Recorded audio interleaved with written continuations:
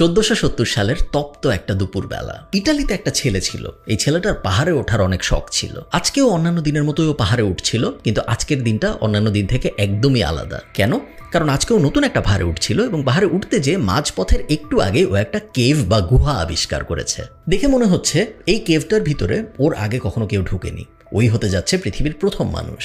ছেলেটা অনেকক্ষণ গুহাটার সামনে দাঁড়িয়ে আছে। ভেতরে যেতে অনেক ইচ্ছা করছে, কিউরিওসিটি জাগছে, বাট একই সাথে অনেক ভয়ও লাগছে। যেহেতু দেখে মনে হচ্ছে ভেতরে অনেক অন্ধকার, ওর আগে কখনো কেউ যায়নি, ভেতরে যে কোনো কিছুই থাকতে পারে এবং যদি কোনো কিছুর কারণে ও কোনো একটা বিপদে পড়ে, ওকে বাঁচানোর কেউ আশপাশে নাই। কিউরিওসিটি জয়ী হয়, শেষ পর্যন্ত ও ভেতরে যায়। পৃথিবীর প্রথম দিককার তিমি মাছের ফসিলাইজড কঙ্কালগুলার একটা এই গুহার ভেতরে ছিল এবং ছেলেটা যদি কখনো এই গুহার ভেতরে না যেত, তাহলে পৃথিবী কখনোই এই ফসিলাইজড কঙ্কালটা দেখতে পারতো না। ইতিহাসবিদরা মনে করে এই ছেলেটার থেকে কিউরিয়াস মানুষ পৃথিবীর ইতিহাসে কখনো আসে নাই। আপনারা সবাই এই ছেলেটাকে চেনেন একজন আর্টিস্ট হিসেবে, কিন্তু ও কিন্তু শুধুমাত্র একজন আর্টিস্ট না, একই সাথে ও একজন ইকোনমিস্ট, ও একজন চিন্তাবিদ এবং ও একজন সায়েন্টিস্ট। এই ছেলের নাম Leonardo da Vinci. Leonardo da Vinci ছিল একজন বাস্টার্ড। আপনারা সবাই বাস্টার্ড কথাটা একটা গালি হিসেবে চেনেন, বাট বাস্টার্ডের আবিধানিক অর্থ হলো যখন অনৈতিক সম্পর্কের কারণে একজন সন্তানের জন্ম হয়, সেই সন্তানটাকে সাধারণত বাস্টার্ড বলা হয়। লিওনার্দো দা ভিঞ্চির বাবার একটা 15 বছরের মেয়ের সাথে সম্পর্ক ছিল। বউয়ের সাথে তো ছিলই, বাট একই সাথে 15 বছর বয়সের একটা মেয়ের সাথেও সম্পর্ক ছিল এবং ওই সম্পর্কের যে সন্তান, সেই সন্তানের নাম লিওনার্দো দা ভিঞ্চি। এবং এই কারণেই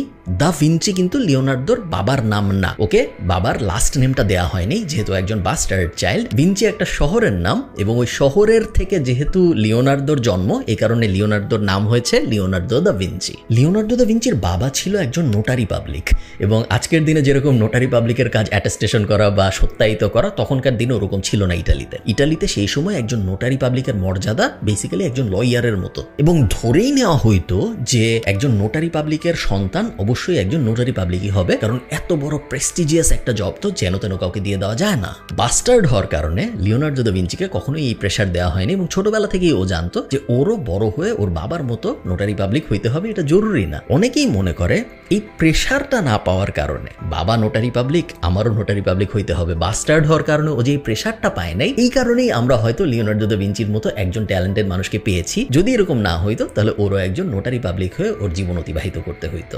শুধু যে ওকে নোটারি পাবলিক বানানোর চেষ্টা করা হয় নাই তা না, ও যেহেতু একজন বাস্টার্ড চাইল্ড, ওর প্রতি বেসিক্যালি কোনো কেয়ারই করা হয়নি। ওকে বলা হয়েছে তুমি যদি স্কুলে যাইতে চাও খুবই ভালো, যাও, যদি না যাও তাহলেও আমাদের কোনো সমস্যা নেই, তোমার যা ইচ্ছা করো, আমরা তোমার ভরণ পোষণের টাকা দিব আপ টু আ পয়েন্ট, তোমার 12, 13, 14 হওয়া পর্যন্ত, বাট এর বাইরে আমরা তোমার কোনো শখ, আহ্লাদ, আহামরি, পড়াশোনার ইচ্ছা কোনো কিছুই ফুলফিল করতে চাই না। তো লিওনার্দো দা ভিঞ্চি কিন্তু আসলে ফর্মাল এডুকেশন করে না এই কারণে। হ্যাঁ, ও একটু ম্যাথ শিখছে, একটু বেসিক পড়াশোনা শিখেছে যেন পড়তে আর লিখতে পারে, বাট এর বাইরে ওই সময় ইটালির যে কালচার, এক একজন স্কলার হবে, স্পেশালি বনেদি পরিবার বা বড়লোক পরিবারের মানুষজন অনেক লার্নড মানুষ হয়ে বড় হয়ে উঠতো, অনেক জ্ঞান বিজ্ঞান শেখাশেখির চেষ্টা করতো। লিওনার্দো দা ভিঞ্চির ওই ব্যাপার হয় না। ও পাহাড়ে ঘুরে, বনে বাদারে ঘুরে, প্রকৃতির সাথে মিশে, পশু পাখির সাথে মিশে ওর ছোটবেলা অতিবাহিত করছে। লিওনার্দো দা ভিঞ্চির বয়স যখন 12 থেকে 13 বছর, তখনও ওর বাবার সাথে ফ্লোরেন্সে চলে আসে। আপনার বুঝতে হবে, আমি এটা ইউরোপের স্বর্ণযুগের সময়ের কথা বলতেছি, রেনেসার আগে পরে ওই এক্সাক্ট আমলটার কথা। এবং ওই সময় ফ্লোরেন্স ছিল একদম একটা কালচারাল হাব। পৃথিবীর সব বড় বড়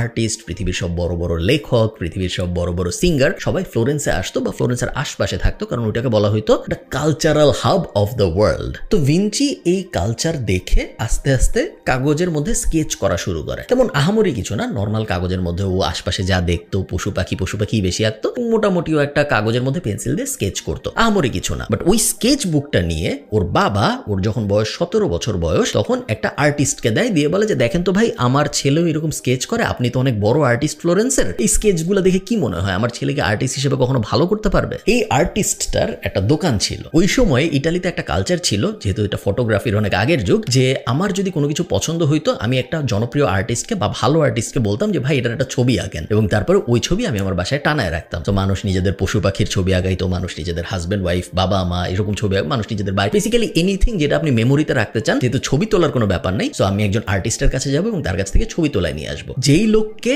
লিওনার্দো দা ভিঞ্চির বাবা এই স্কেচ বুকটা দিছিল দেখার জন্য যে লিওনার্দো দা ভিঞ্চির কি আসলেও কোনো স্কিল আছে নাকি, ওই লোকের এরকম একটা বড় দোকান ছিল, যেই দোকানে মানুষ আসতো এরকম ছবি আঁকার ফরমায়েশ নিয়ে। তো ওই লোক লিওনার্দো দা ভিঞ্চির বাবাকে বলে যে ঠিক আছে, তুমি তোমার ছেলেকে পাঠায় দাও, ওইখানে একটা ইন্টার্নশিপ করুক, আমাদের এখানে অনেক কাজকর্ম আসে, ও ছবি টবির মধ্যে থাকতে পারবে, আঁকাআঁকির মধ্যে থাকতে পারবে, আমরা ইভেনচুয়ালি বুঝবো যে আর্টিস্ট ও আসলেও হইতে পারবে নাকি জীবনে কোনোদিন। তো লিওনার্দো দা ভিঞ্চি ওর বয়স যখন 17 বছর তখন থেকে এই আর্টের দোকানে ইন্টার্নশিপ শুরু করে। আজকের মতো 3 মাসের ইন্টার্নশিপ নাই, ইন্টার্নশিপের কোনো শেষ নাই। বেসিক্যালি সারা জীবনই এমনও হইতে পারে যে ইন্টার্নশিপ করেই কাটায় যাবে। ইন্টার্নশিপ, অ্যাপ্রেন্টিসশিপ এই টাইপ ওয়ার্ড তখন ইটালিতে ছিল না, বেসিক্যালি গুরু শিষ্য টাইপ রিলেশন ছিল। সো এই আর্টের দোকান যে চালাইতো সে ছিল একজন গুরু বা মেন্টর, এবং মানুষজন যারা কাজকর্ম করতো তারা সবাই ছিল উনার শিষ্য। চিয়ারোস্কিউরো, আমি আপনাদের স্ক্রিনে দেখাবো, আমি এক্সাক্ট প্রোনাউন্সিয়েশনটা জানি না যেহেতু এটা ইটালিয়ান সম্ভবত। এটা হইল একটা প্রসেস, যেই প্রসেসে আপনি একটা ছবির মধ্যে ছায়া বানাতে পারবেন। এর আগ পর্যন্ত যখনই কোনো আর্টিস্ট ছবি আঁকতো, ছবির মধ্যে ছায়া বানানো যাইতো না, এবং লিওনার্দো দা ভিঞ্চি এই প্রসেসটা আবিষ্কার করে যে এই প্রসেসে এখন থেকে একটা ছবি যখন আমি আঁকবো, এই ছবির ভিতরে মানুষের বা কোনো অবজেক্টের ছায়াও বানানো যাবে। এবং অন্য যে ভয়ঙ্কর আবিষ্কারটাও করে ওটাকে বলে স্পুমাটো।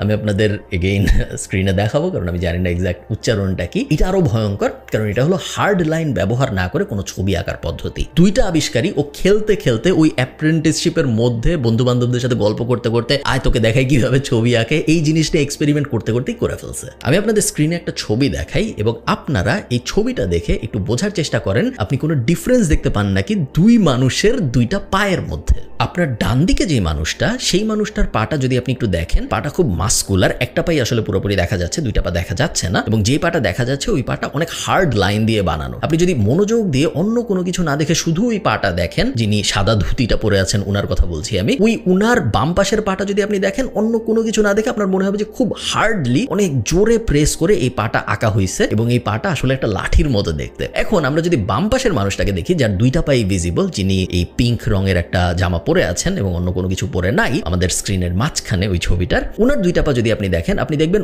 উনার যে ডান পা, সো আপনার হাতের বাম পাশে উনার যে প্রথম পাটা, ওই পাটার যে হাঁটুর জায়গাটা, ওই জায়গাটা অনেক স্ট্রং, কিন্তু এছাড়া বাকি পাটা কিন্তু মসৃণ। এবং আপনি যদি উনার অন্য পাটা দেখেন, আপনি দেখবেন পুরা পাটাই কিন্তু অনেক মসৃণ। আচ্ছা, দুই পায়ের কম্পারিজন কেন দিলাম? তার কারণ একটা পা এঁকেছে লিওনার্দো দা ভিঞ্চির গুরু, যার দোকানে লিওনার্দো দা ভিঞ্চি কাজ করতো, যেটা হার্ড লাইন দিয়ে আঁকা, এবং অন্য পাটা আপনার স্ক্রিনের মাঝখানে যে ছিল, যার দুইটা পাই ভিজিবল ছিল, ওই পাটা এঁকেছে লিওনার্দো দা ভিঞ্চি। এবং আপনারা খুব ক্লিয়ারলি বুঝতে পারতেছেন একটা খুব হার্ড লাইন কলম দিয়ে জোরে চেপে আঁকা, আর একটা খুব আস্তে করে আঁকা, যেন অনেক ন্যাচারাল মনে হয়। আমার আপনার কাছে মনে হইতে পারে যে কলম একটু জোরে চাপ দিয়ে আঁকছে, কলম একটু কম জোরে চাপ দিয়ে আঁকছে, আমাদের কি যায় আসে, দুইটাই তো মোটামুটি সেম, দুইটাই পা। বাট আর্টিস্টদের কাছে ইটালিতে ওই সময় এটা একটা ভয়ঙ্কর বিপ্লবের মতো ছিল যে একটা ছবিকে এত রিয়েলিস্টিক যে বানানো যায়, এটা এর আগ পর্যন্ত কেউ আবিষ্কার করেনি। এবং বলা হয় এই ছবিটার পরে, এই ছবিটা ছিল লিওনার্দো দা ভিঞ্চি এবং ওর গুরুর দুইজনের মিলে আঁকা, বাট এই ছবিটার পরে লিওনার্দো দা ভিঞ্চির যে মেন্টর ছিল সে আর কোনোদিন ছবি আঁকে নাই। তার কারণ তার মনে হয়েছে যে সে কখনো লিওনার্দো দা ভিঞ্চির থেকে ভালো ছবি আঁকতে পারবে না, কারণ এত রিয়েলিস্টিক ছবি তার পক্ষে আর আঁকা সম্ভব নয়, এবং এরপরে আর সে কখনো তুলি ধরে নাই। এটা কথিত আছে, এটা সত্য নাকি আমি জানি না। লিওনার্দো দা ভিঞ্চি যে শুধুমাত্র আঁকাআঁকির ভিতরেই আবিষ্কার করছে তা কিন্তু না, ওর আবিষ্কার আঁকাআঁকির বাইরেও ছিল, আঁকাআঁকির ওয়ার্ল্ডে, বাট বাইরে। ও আসার আগ পর্যন্ত মানুষজন ডিম টিম দিয়ে রং বানায়, ওটা বেশি পপুলার ছিল। But Leonardo da Vinci first যে অয়েল ব্যবহার করে, এই যে অয়েল পেইন্টিং ব্যাপারটা আমরা বলি, এই অয়েল পেইন্টিং এর জনকদের একজন বলা হয় লিওনার্দো দা ভিঞ্চিকে, কারণ ও আসার আগ পর্যন্ত অয়েল ব্যবহার করেও যে ছবি আঁকা সম্ভব, অয়েল পেইন্টিং বলে যে একটা জিনিস হইতে পারে, এটা পৃথিবীর মানুষ ওইভাবে রিয়ালাইজ করে নাই। তো অনেকদিন ইন্টার্নশিপ করার পরে লিওনার্দো দা ভিঞ্চি যখন আস্তে আস্তে বেশ জনপ্রিয় হওয়া শুরু করছে, মানুষজন ওকে চেনা শুরু করছে, ওর সফট লাইনে আঁকা, রিয়েলিস্টিক ছবি আঁকা বেশ ব্যাপার একটা হওয়া শুরু করছে, তখন ওর মনে হয় যে আমি এখন আর কেন এখানে কাজ করবো, আমি একটা নিজের দোকান দিব। ওর মধ্যে একটা এন্টারপ্রেনারিয়াল ভেঞ্চার চলে আসে যে হ্যাঁ, এখন আমি আমার নিজের দোকান দিব, আমার নিজের দোকানে মানুষ আসবে তাদের ফরমাইশ নিয়ে, এবং আমি নিজে ছবি আঁকবো, পুরো প্রফিট আমি নিজে রাখবো। তো ফ্লোরেন্স শহরেই একটা দোকান দেয়, এবং ওই দোকানে ও ফরমাইশে ছবি আঁকা শুরু করে। দোকানে ইমিডিয়েটলি মানুষের প্রেশার আসা শুরু হয়, ওয়ার্ড অফ মাউথ অনেক ভালো ছিল, সবাই জানতো লিওনার্দো দা ভিঞ্চি অনেক ভালো ছবি আঁকে, সো অনেক অর্ডার আসা শুরু করে। বাট কিছুদিন পরেই একটা সমস্যা দেখা দেয়। দেখা যায় লিওনার্দো দা ভিঞ্চি সপ্তাহে একটা ছবিও ডেলিভারি দিতে পারতেছে না। ওর অর্ডার কিউতে পড়ে আছে 20টা, 30টা, 40টা, 50টা। মানুষজনকে পাগলের মতো প্রত্যেকদিন বলতেছে যে আমার ছবি কবে দিবা, 2 মাস আগে টাকা দিছে, এখনো ছবি দাও নাই কেন? বাট লিওনার্দো দা ভিঞ্চি তুলি হাতে নিলেই ওর ছবি আঁকতে পারতেছে না। ও ক্লিনিক্যাল ডিপ্রেশনে চলে যায়। ওই সময় তো ডিপ্রেশন ব্যাপারটা এত পপুলার হয় নাই আজকের দিনের মতো, বাট আজকের দিনের বিজ্ঞানীরা মনে করে যে ওই সময় লিওনার্দো দা ভিঞ্চি ক্লিনিক্যাল ডিপ্রেশনে চলে যায়, কারণ ওর রাইটার্স ব্লকের মতো আর্টিস্ট ব্লক বলে একটা ব্যাপার হয়, যেখানে তুলি ধরলেই ওর মধ্যে ইমাজিনেশন কোনো কাজ করতো না। লিওনার্দো দা ভিঞ্চি অনেক বেশি সুইসাইডালও হয়ে যায় এই সময়ে, এবং ও যেহেতু অনেক জার্নাল লিখতো, ঠিক এই টাইমটার মধ্যে ওর জার্নালে খুব ভয়ঙ্কর একটা কথা লেখে, যেই কোডটা হলো tell me if anything was ever done, tell me while I thought that I was learning how to live, I have been learning how to die. খুবই ভয়ঙ্কর একটা লাইন, এবং আজকের দিনে আমরা বুঝতে পারতেছি এই লাইন এবং এর আগে পরের জার্নাল এন্ট্রি পড়ে যে লিওনার্দো দা ভিঞ্চির ওই সময় মনে হয়েছিল যে আমি যেহেতু ছবি আঁকতে পারতেছি না, আমার মনে হয় মরে যাওয়াই উচিত। তো লিওনার্দো দা ভিঞ্চির যখন এরকম একটা বাজে ফেস চলতেছে, তখন ওর জন্য একটা সুবর্ণ সুযোগ আসে। ফ্লোরেন্সের রাজা, ফ্লোরেন্সে আমাদের লিওনার্দো দা ভিঞ্চির দোকান, মিলানের রাজাকে একটা গিফট পাঠাবে, একটা বাদ্যযন্ত্র। এবং ফ্লোরেন্সের রাজা খুঁজতেছিল এমন একজনকে যে শুধু এই বাদ্যযন্ত্র নিয়ে যাবে তা না, এই বাদ্যযন্ত্র ভালো বাজাইতেও পারবে, লইর নামে একটা বাদ্যযন্ত্র। তো এরকম যখন খোঁজা হচ্ছে ফ্লোরেন্স শহরে যে কে এই লইর খুব সুন্দর বাজাইতেও পারে, কারণ ডেলিভারি তো যে কেউ দিতে পারে, বাট সুন্দর করে যে বাজায় দেখাবে মিলানের রাজাকে, এরকম খুব বেশি মানুষ নাই। খুঁজতে খুঁজতে দেখা যায় কোনো এক কারণে লিওনার্দো দা ভিঞ্চির মিউজিক্যাল ইনস্ট্রুমেন্ট অনেক পছন্দ, এবং ও ফ্লোরেন্স শহরের বাকি সবার থেকে এই জিনিস খুব সুন্দর বাজাইতে পারে। লিওনার্দো দা ভিঞ্চিকে অফার দেওয়া হয় যে তুমি ভাই এটা নিয়ে মিলানে যাও, তুমি রাজাকে এটা বাজায় শোনাবা, তারপর ফেরত আসবা। লিওনার্দো দা ভিঞ্চি আরো এক স্টেপ এক্সট্রা হবে, ও ভাবে যে আমি আর আসবোই না। ওর দোকান বিক্রি করে, যারা ওকে টাকা দিছিল, যাদেরকে আর্ট দিতে পারেনি তাদের টাকা রিফান্ড করে, এবং বলে আমি পুরোপুরি মিলান চলে যাচ্ছি। ওই বাদ্যযন্ত্র নিয়ে, ওর যে স্বল্প জামা কাপড় ছিল সবকিছু নিয়ে মিলানের উদ্দেশ্যে রওনা দেয়। তো মিলানে ওই রাজাকে ওই বাদ্যযন্ত্রটা দেওয়ার পরে ওই রাজাকে একটা চিঠি লেখে, সেম রাজাকে, ওর সাথে ওর কথাবার্তা হয় ফার্স্ট, এবং তারপর একটা চিঠি লেখে। চিঠিতেও বলে যে আমাকে একটা কাজ দেন, এবং রাজা যখন ওকে জিজ্ঞেস করে যে তুমি কি পারো, তখন ও সব কিছু বলে, জাস্ট পেইন্টিং এর কথাবার্তা বাদ রাখে। ও বলে আমি ইঞ্জিনিয়ারিং পারি, আমি আর্কিটেকচার পারি, আমি বিল্ডিং কনস্ট্রাকশন খুব ভালো পারি, অনেকগুলা স্কিলের কথাও বলে, বাট একবারও বলে না যে আমি আর্টও পারি, কারণ ও চায় যে ওর ধরে নিছে মনে মনে যে আমি মনে হয় আর ভালো আর্ট আঁকতে পারবো না, কারণ তুলি হাতে নিলে আমি আর কাজ করতে পারি না। সো এই যখন সিচুয়েশন হয়, তখন মিলানের রাজা ওকে একটা প্রোডাকশন লিডের রোল দেয়। প্রোডাকশন লিড ব্যাপারটা হইলো ওই সময় স্টেজ শো হইতো অনেক, সো সন্ধ্যার সময় সপ্তাহে একদিন বা রাজাদের জন্য হয়তো প্রত্যেক দিন বা প্রত্যেক 2-3 দিনে একটা নাটকের অনেক আয়োজন করা হইতো। সো একটা স্টেজ থাকতো, ওই স্টেজের ভিতরে থিয়েটার আজকে আমরা যেটাকে বলি, ওই ব্যাপারটা হইতো, লাইভ অ্যাকশন মঞ্চ নাটক, ওই ব্যাপার হইতো। এবং এই মঞ্চ নাটকের ডিরেক্টরের দায়িত্ব দেওয়া হয় লিওনার্দো দা ভিঞ্চিকে। লিওনার্দো দা ভিঞ্চি নিয়মিত বেতন পাওয়া শুরু করে এবং জার্নালে লেখা শুরু করে। ও সারাদিন কাজ করতো ওর নেক্সট নাটক কি হবে এটা নিয়ে প্ল্যান করতে, এবং সারা রাত ওর আবি জাবি যত থটস আছে সেগুলা জার্নালে লিখতো। সো লিওনার্দো দা ভিঞ্চি এই কাজ শুরু করে। ও সারাদিন প্রোডাকশনে কাজ করতো, প্রোডাকশনের মানুষজন জানেও না কি ভয়ঙ্কর একটা আর্টিস্টের সাথে ওরা কাজ করতেছে, কারণ সবাই ওকে দেখতেছে ও দেয়াল ঠিক করতেছে, দেয়ালে পেরেক মারতেছে, কালকের প্রোডাকশনে কি হবে, কে কোন কস্টিউম পরবে, এগুলো নিয়ে চিন্তা ভাবনা করতেছে। লিওনার্দো দা ভিঞ্চি সারাদিন এগুলো করতো, সন্ধ্যার সময় বাসায় ফেরত আসতো এবং ওর জার্নালের ভিতরে ওর তাবৎ যে অদ্ভুত চিন্তা ভাবনা এগুলো লিখতো। ওর যেহেতু এখন একটা স্টেবল বেতন আছে রাজার কাছ থেকে, মিলানের রাজার কাছ থেকে ওর বেতন আসে, সো ওর এখন আর কোনো টেনশন নাই। ও আর্টের থেকে অনেক দূরে চলে গেছে এবং এখন ওর মূল টাইম অতিবাহিত করে দিনের বেলা চাকরি করে এবং সন্ধ্যার পরের থেকে সারা রাত পর্যন্ত জার্নালে লেখালেখি করে ভয়ঙ্কর সব বিষয়ে। লিওনার্দো দা ভিঞ্চি কিন্তু ওর জার্নাল কখনো পাবলিশ করেনি। ওর মৃত্যুর পরে আমরা এই জার্নাল দেখেছি এবং এই জার্নাল পরে বোঝা যায় যে 800 বছর আগে লিওনার্দো দা ভিঞ্চি এমন এমন জিনিসের কথা কল্পনা করে ওর জার্নাল লিখছিল যেগুলো পরে সত্যি হয়েছে। আপনি মেশিন গান বলেন, স্কুবা ডাইভিং এর জন্য যে ইকুইপমেন্ট দরকার, মুখের মধ্যে একটা জিনিস পরে যে পানির নিচে যাওয়া সম্ভব, বা ট্যাঙ্ক, যে একটা গাড়ি থাকবে সেই গাড়ির সামনে অস্ত্র থাকবে এবং গাড়ির মাঝখানে একজন বসে থাকবে, এই সব কনসেপ্ট লিওনার্দো দা ভিঞ্চির ডায়েরির ভিতরে আছে। ট্যাঙ্ক, স্কুবা ডাইভিং এগুলো আবিষ্কার হওয়ার 500 বছর আগেই। শুধু তাই না, লিওনার্দো দা ভিঞ্চির হাতে এত অবসর সময় ছিল এবং ও আর্ট থেকে এত দূরে চলে গেছিল যে এই সময় ওর একটা হবি হয়, সেটা হলো মানুষের লাশ কাটার হবি। প্রত্যেক সপ্তাহে ও চেষ্টা করতো ও 1-2টা লাশ কিনে আনবে এবং সেই লাশ তারপর কেটে দেখবে যে এই লাশের ভিতরে কি আছে বা মানুষের হিউম্যান বডির ভিতরে আসলে কি থাকে। সেই সময়ে পৃথিবীর সবচেয়ে অ্যাকুরেট অ্যানাটমি অফ হিউম্যান বডির আর্ট এবং ডিজাইন লিওনার্দো দা ভিঞ্চির কাছে ছিল। মানুষ যদি জানতে চাইতো যে আমার বডির এই জায়গায় কি আছে, এই জায়গায় কি আছে, পৃথিবীতে লিওনার্দো দা ভিঞ্চির থেকে বেটার কেউ এটা জানতো না, কারণ ওর কাছে তখন হিউম্যান বডির ভেতরের অ্যানাটমির সবচেয়ে পারফেক্ট নলেজ ছিল। আপনি যদি লিওনার্দো দা ভিঞ্চির জার্নাল পড়েন পাবলিক, আপনি গুগলে যে সার্চ দিলে পাবেন, আপনি অবাক হয়ে যাবেন যে জার্নালের সেম পেজে একটা হিউম্যান হার্ট কিভাবে কাজ করে এটা নিয়ে ওর খুব জ্ঞান ও গর্ব কথাবার্তা লেখা, যে ওর কি মনে হয় একটা হার্ট বের করে দেখছে কিভাবে এটা কাজ করে, রক্ত কোথা থেকে কোথায় যায়। আবার ওই সেম পেজে শপিং লিস্টও লেখা, যে কালকে আমি যখন বাজারে যাব তখন আমার ডিম কিনতে হবে, দুধ কিনতে হবে। আবার ওই সেম পেজের ভিতরেই একটা নতুন বাদ্যযন্ত্র কিভাবে বানানো যায়, নতুন একটা বাদ্যযন্ত্র ইমাজিন করছে, একটা মিউজিক্যাল ইনস্ট্রুমেন্ট, ওইটা কিরকম হওয়া উচিত, কিরকম হইলে বাজায় অনেক মজা পাওয়া যাবে, সব লেখা। সো ব্রেইন ডাম্প অ্যাকচুয়ালি যেই ব্যাপারটা ওইটা ওর জার্নালে করতো, কারণ ও সবসময় সময় মনে করছে এটাও কখনো পাবলিশ করবে না। এই পাগলামিগুলো করতে করতে লিওনার্দো দা ভিঞ্চি কিন্তু একদমই ছবি আঁকে নাই, বাট একদমই না একেও মিলানের এই সময়টায়, এই চাকরি জীবনের সময়টায় লিওনার্দো দা ভিঞ্চি 2টা ছবি আঁকছে, যার মধ্যে একটা ছবি আমরা সবাই চিনি, না আমি মোনালিসার কথা বলতেছি না। এই ছবিটার নাম the Last Supper. Leonardo da Vinci Last Supper আঁকার কিছুদিন পরে, 1500 সালের আশপাশে ফ্রান্স মিলানকে আক্রমণ করে, এবং ফ্রান্স যখন মিলানকে আক্রমণ করে,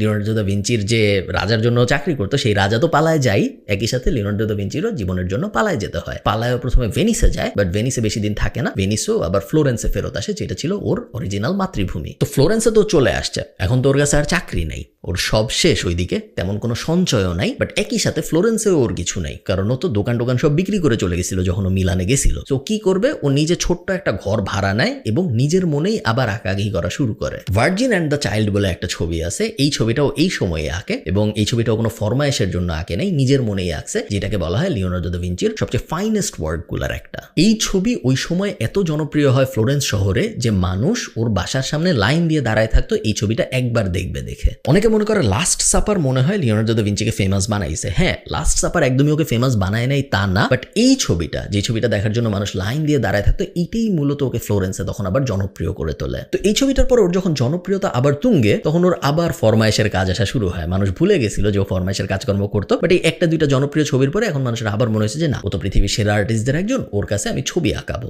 এই সময় ফ্লোরেন্সের সবচেয়ে বড়লোক মহিলাদের একজন ওকে বলে ওই মহিলার জন্য একটা পোর্ট্রেট আঁকতে, বাট লিওনার্দো দা ভিঞ্চি ওটা মানা করে দেয়। এই কাহিনী কেন ইম্পর্টেন্ট, তার কারণ ওই বড়লোক মহিলাটার ছবিটাকে মানা করার ঠিক 1-2 সপ্তাহের ব্যবধানে সেম কাজ, পোর্ট্রেট আঁকার কাজ, লিওনার্দো দা ভিঞ্চি আরেকটা মেয়ের জন্য করতে রাজি হয়, যে এত বড় লোক ছিল না, বেশ গরিবই ছিল, এবং এই মেয়ের নাম ছিল লিসা। আপনারা বুঝতেই পারতেছেন গল্প কোথায় যাচ্ছে।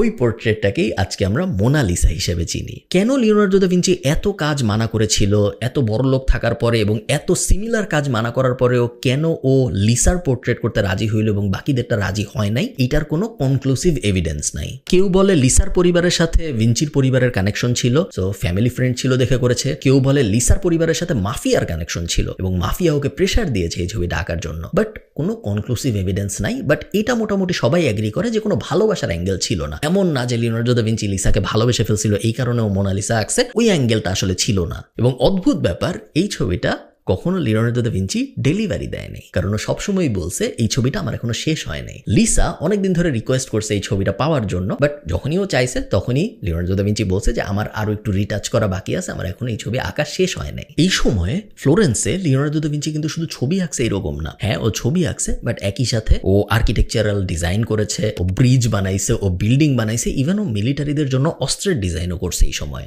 লিওনার্দো দা ভিঞ্চির ফ্লোরেন্সে এই দফায় খুব বেশি দিন থাকা হয়নি। হ্যাঁ, ও মোনালিসা এঁকেছে, যেই কারণে ওর ফ্লোরেন্সে এই সময়ের থাকার পার্টটা খুব স্মরণীয়, বাট ওইটা এবং কিছু আর্কিটেকচারাল কাজকর্ম, কিছু বিল্ডিং বানানো, কিছু ব্রিজ বানানো বাদ দিলে এই ফেজটায় ফ্লোরেন্সে লিওনার্দো দা ভিঞ্চির তেমন কোনো অবদান ছিল না। এবং কিছুদিন পরেই ও আবার ফ্রান্সে চলে যায়, সেই ফ্রান্স যেই ফ্রান্সের কারণে ওর মিলান থেকে ভেগে ভেনিস হয়ে তারপর ফ্লোরেন্সে ফেরত আসতে হয়েছিল। তার কিছুদিন পরেই ওর প্রথম স্ট্রোকটা হয়, এবং এই স্ট্রোকটা হওয়ার পরে খুব বড় ধরনের একটা ক্ষতি হয় লিওনার্দো দা ভিঞ্চির। তা হলো ওর হাত আর আগের মতো কাজ করতো না, ওর হ্যান্ড আই কোঅর্ডিনেশন মোটামুটি ভাবে নষ্ট হয়ে যায়, যেই কারণে ও তুলি ধরতে পারতো, বাট ও যখন আঁকতো ও যেরকম আঁকতে চাচ্ছে ওই রকম আঁকা আর সৃষ্টি হচ্ছিল না। তো কি করবে, ও ফ্রান্সে চলে যায়। ফ্রান্সে তখন ওয়েল রেসপেক্টেড, এত জনপ্রিয় একজন আর্টিস্ট, মোটামুটি পুরো দুনিয়া তখন জেনে গেছে যে লিওনার্দো দা ভিঞ্চি পৃথিবীর সবচেয়ে জনপ্রিয় আর্টিস্ট এখন, কারণ ওর মতো ভালো ছবি আঁকতে পৃথিবীর আর কেউ পারে না। হ্যাঁ, ওর এখন স্ট্রোক হয়েছে, ও এখন আর আগের মতো ভালো আঁকতে পারে না, গ্র্যান্টেড, বাট তারপরে ওর রেসপেক্টটা ছিল। এবং ওই সময় কিন্তু আর্টিস্টদের, যেটা বর্তমান পৃথিবীতে আমরা তো দেখি না, স্পেশালি বাংলাদেশে তো একদমই দেখি না, ওই সময় আর্টিস্টদের বা জ্ঞানীগুণী মানুষদের অনেক ভয়ঙ্কর রেসপেক্ট দেওয়া হইতো, এবং রাজার সাথে চলতে পারতো, রাজার সাথে উঠতে বসতে পারতো, এইরকম রেসপেক্ট দেওয়া হইতো ওই সময়। সো সেম লিওনার্দো দা ভিঞ্চিকে ওই রেসপেক্ট দেওয়া হয়। ছবি আঁকতে পারে না, ছবি আঁকার সাইডটা বাদ থাকে, কিন্তু প্রত্যেক দিনই কোনো ইউনিভার্সিটিতে যায়, কোনো একটা ওই যে আগোরা টাইপ জায়গায়, যে আগোরা হইলো জমায়েতে, আপনারা আমার গ্রিসের ভিডিওতে দেখছিলেন, এরকম জায়গায় যে ও লেকচার দিত। শুধু যে আর্ট বিষয়ে লেকচার দিত এরকম না, ওর জীবন দর্শন বিষয়ে, ওর যেহেতু অনেক সায়েন্টিফিক ইনভেনশন আছে, ওগুলা নিয়ে, মিলিটারির জন্য কিরকম ইকুইপমেন্ট বানানো উচিত, বিল্ডিং কেমন হওয়া উচিত, varied interest, human anatomy, human body, সব বিষয়েও কথাবার্তা বলতো, এবং অনেক অনেক মানুষ আসতো এই কথাবার্তা শোনার জন্য। ল্যাটিন একটা ওয়ার্ড আছে ফ্র্যাঙ্কিয়া, এবং ইংরেজিতে বলে ফ্র্যাঙ্ক, এবং এই ওয়ার্ডটা থেকেই মূলত ফ্রান্স ওয়ার্ডটা আসছে, যেটা একটা দেশ। এই ফ্রান্সের যে রাজা ছিল ওই সময়, সেই রাজার নাম ছিল কিং ফ্রান্সিস, এবং কিং ফ্রান্সিসের ডাইনেস্টিটার থেকেই ফ্রান্সের নাম ফ্রান্স হয়েছে বলা হয়। এই কিং ফ্রান্সিসের কোলে মাথা রেখে লিওনার্দো দা ভিঞ্চি মারা যায় 1519 সালে। এবং আপনি প্রশ্ন করতে পারেন কিং ফ্রান্সিসের কোলে মাথা রেখে কেন মারা গেছে? কিং ফ্রান্সিসের সাথে লিওনার্দো দা ভিঞ্চির রিলেশন কি? কোনো রিলেশন নাই। কিং ফ্রান্সিস ওই সময়ের আর্টিস্টদের, ওই সময়ের জ্ঞানীগুণী মানুষদের অনেক রেসপেক্ট করত, এবং যখন লিওনার্দো দা ভিঞ্চি মৃত্যু সজ্জায় তখন কিং ফ্রান্সিস বলে যে ওর মৃত্যু পর্যন্ত আমি ওর পাশে থাকতে চাই, এবং একদম শেষ সময় পর্যন্ত ও লিওনার্দো দা ভিঞ্চিকে একদম কোলে করে রাখে, এবং ওর কোলের মধ্যেই আসলে লিওনার্দো দা ভিঞ্চি মারা যায়। এই ছিল লিওনার্দো দা ভিঞ্চির গল্প। আমি জানি না আপনারা জানতেন নাকি এত ডিটেইলে, আমি জানতাম না। ইনফ্যাক্ট আমি যখন প্রথম মোনালিসা দেখতে গিয়েছিলাম লুভে, তখনও আমি মোনালিসা দেখে তেমন কিছু ফিল করি নাই। বাট এখন যখন আমি মোনালিসার ব্যাক স্টোরি জানি, স্পেশালি এর পরে, কাহিনী কিন্তু এখানে শেষ না, মোনালিসা কিন্তু তখনও পৃথিবীর সবচেয়ে জনপ্রিয় পেইন্টিং হয় নাই, এবং তারপরেই ওর মরে যাওয়ার কিছুদিন পরেই আস্তে আস্তে মোনালিসা জনপ্রিয় হওয়া শুরু করে। বাট ওটা পুরোপুরি সেপারেট একটা কাহিনী। আপনারা যদি চান আমি ওই কাহিনী নিয়ে কথাবার্তা বলি, আমাকে কমেন্টে জানাবেন, আমি আপনাদের মোনালিসার একটা ভয়ঙ্কর গল্প বলবো। টিল দেন ভালো থাকেন সবাই, টাটা।